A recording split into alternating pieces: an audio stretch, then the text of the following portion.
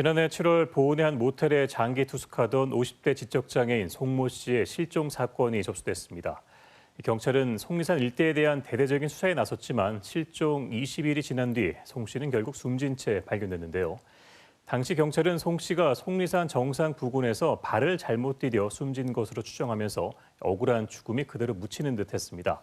당시 KBS에서는 경찰의 수사 기록을 바탕으로 송 씨가 머물던 모텔의 CCTV가 모두 지워진 것과 생전 모텔 업주에게 폭행당하고 장애인 연금까지 뺏긴 의혹을 단독 보도했는데요. 이후 100여일이 지난 오늘 법원에서는 숨진 장애인이 머물던 모텔 업주에 대한 1심 선고가 있었습니다. 오늘 무슨 일 이슈에서는 속리산 기슭에서 있었던 현대판 노예 장애인 학대 사건을 정리했습니다. 정진규 기자입니다.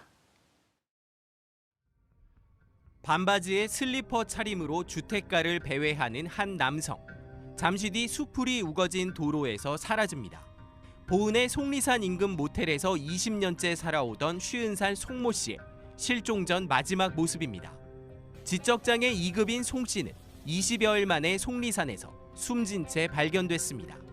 당시 경찰이 추정한 사망 원인은 단순 가출에 이은 실족사. 하지만 송 씨가 머물던 모텔에서 수상한 점이 확인됐습니다. 모텔 내 CCTV가 모두 삭제된 겁니다.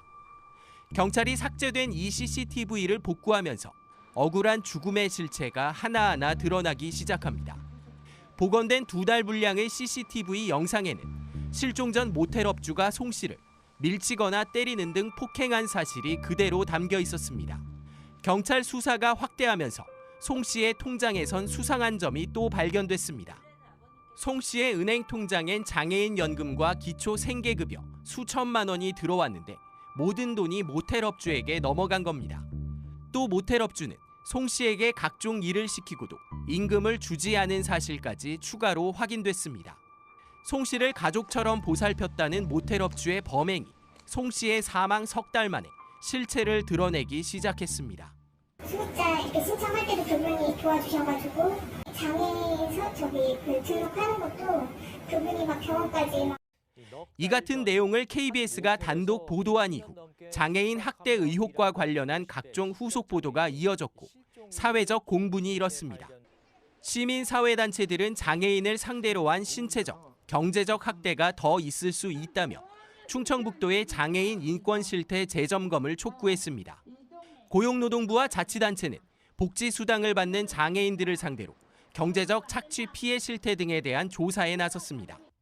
속리산 기슭에서 있었던 현대판 노예, 장애인 학대 사건에 대한 KBS 보도 100여일이 지난 오늘. 결국 법원은 장애인 복지법 위반과 횡령 혐의로 구속 기소된 모텔 업주에게 징역 2년 6개월을 선고했습니다.